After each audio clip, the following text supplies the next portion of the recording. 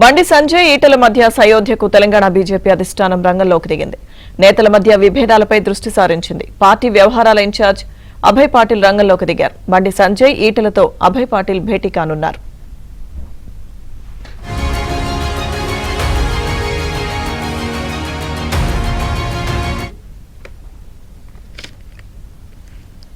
బండి సంజయ్ అలాగే ఈటల మధ్య సయోధ్యకు తెలంగాణ బీజేపీ అధిష్టానం రంగంలోకి దిగింది. పూర్తి సమాచారం మా ప్రతినిధి రాజేష్ అందిస్తారు.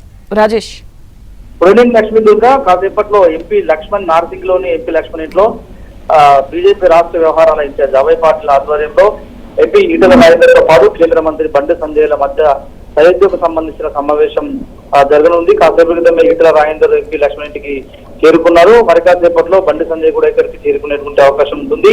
ఆ తర్వాత ఇద్దరి నేతల మధ్య నెలకొన్నటువంటి విభేదాలు, వారిద్దరి మధ్య గ్యాప్ పెరగడానికి దారి తీసినటువంటి పరిస్థితులను క్షుణ్ణంగా అడిగి తెలుసుకోనున్నారు అభయ్ పాటిల్. ఈ మేరకు హైకమాండ్ ఇచ్చినటువంటి ఆదేశాలు ఏవైతే ఉన్నాయో ఆ ఆదేశాలకు అనుగుణంగా మీదట ఇద్దరు నేతలు కలిసి నడుచుకోవాలని చెప్పేసి కూడా దిశానిర్దేశం చేసేటువంటి అవకాశం కనిపిస్తుంది. నేతల మధ్య నెలకొన్నటువంటి కోల్డ్ వార్ ఏదైతే ఉందో దీనివల్ల పార్టీ పలచబడటంతో పాటుగా అధికారంలోకి వచ్చే అవకాశం ఉన్నటువంటి బీజేపీ ఇలా నేతల మధ్య సఖ్యత కురవడము రాబోయే రోజుల్లో పార్టీని మరింత ప్రజల్లోకి తీసుకెళ్లేటువంటి అంశంపై సీనియర్లకు మధ్యలో అంతర్గత విభేదాల కారణంగా పార్టీకి తీరని నష్టం కలిగేటువంటి అవకాశం కనిపిస్తుంది. కాబట్టి వీటంతటినీ హైకమాండ్ చాలా సీరియస్ గా తీసుకుని త్వరితగతిన ఈ సమస్యలను పరిష్కరించి రానున్న గ్రేటర్ హైదరాబాద్ మున్సిపల్ ఎన్నికల్లో కాషాయ జెండా ఎగిరేసేందుకు తీసుకోవాల్సిన కార్యాచరణ పైన జాతీయ నాయకత్వం దృష్టి సారించింది. ఈ నేపథ్యంలో గత కొద్ది కాలంగా బండి సంజయ్ వర్గం ఒకవైపు, ఈటల రాజేందర్ వర్గం ఒకవైపు పెద్ద ఎత్తున ఒకరిపైన ఒకరు విమర్శలు చేస్తున్నటువంటి పరిస్థితి కనిపించింది. గతంలో బాహాటంగానే ఒకరిపైన ఒకరు విమర్శలు చేస్తున్నారు. ఇద్దరు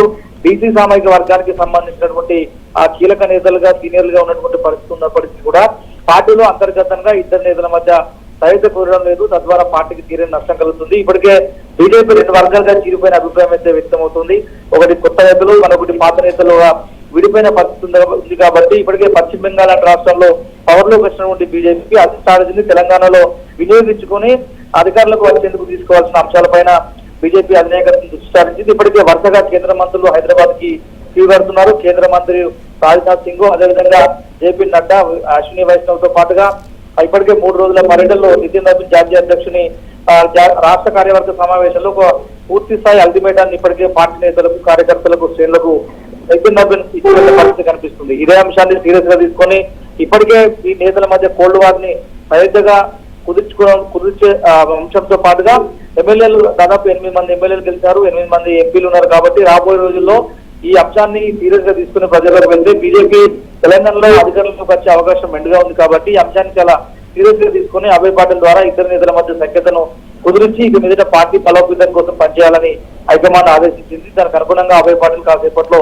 సమావేశం నిర్వహించనున్నారు. ఈటల రాజేందర్ చేరుకోవడంతో ఆయన కార్యకర్తలు కొద్దిమందికి నార్సింగ్ ఎంపీ లక్ష్మణ్ ఇంటికి కూడా చేరుకున్నారు. బండి సంజయ్ వచ్చిన తర్వాత రేవంత్ కూర్చోబెట్టుకుని ఏం చెప్తారు, ఏ అంశాన్ని ప్రధానంగా ఇరువురు నేతలకు సూచిస్తారని కాస్త ఆసక్తిగా మారింది.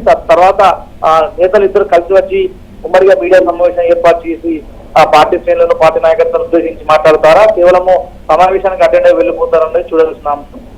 లక్ష్మీ గారు. Right, thank you Rajesh.